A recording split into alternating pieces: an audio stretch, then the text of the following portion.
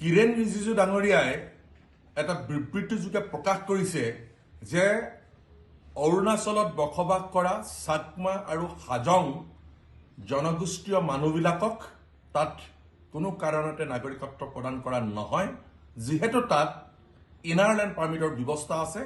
CAA implement কৰিলেও ইনাৰলেণ্ড permit থকাৰ কাৰণে সেই বাংলাদেশৰ যিসকল ৰিফিউজি তেওঁলোকক তাত নাগৰিকত্ব প্ৰদান কৰিব পৰা নাযাব বা কৰা নহ'ব, এই কথাটো স্পষ্টভাৱে কৈছে।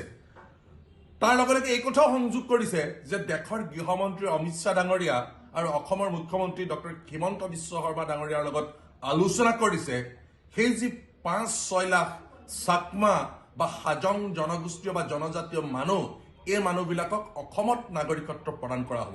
এই কাৰ্যক আমি অসম জাতীয়তাবাদী যুৱ ছাত্ৰ পৰিষদে তীব্ৰ বিৰোধিতা কৰিছো।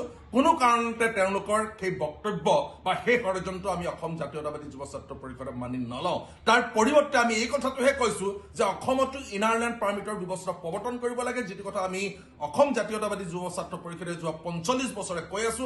অসমত ইনাৰলেণ্ড পাৰ্মিট যদি প্ৰৱৰ্তন হ'লহেঁতেন তেনেহ'লে নিশ্চিতভাৱে অৰুণাচলৰ মানুহবিলাক যেনেধৰণে আজি সুৰক্ষিত, অৰুণাচল তাৰ স্থায়ী বাসিন্দা যেনেধৰণে সুৰক্ষিত, তাৰ ভূমিপুত্ৰসকল যেনেধৰণে সুৰক্ষিত, আমি অসমৰ ভূমিপুত্ৰসকল সুৰক্ষিত হলোহেঁতেন। সেইকাৰণে আমি অসমতো আন্তঃৰাজ্যিক পাৰপত্ৰ অনতিবিলম্বে প্ৰৱৰ্তন কৰিব লাগে বুলি কেন্দ্ৰীয় চৰকাৰক দাবী জনাইছো।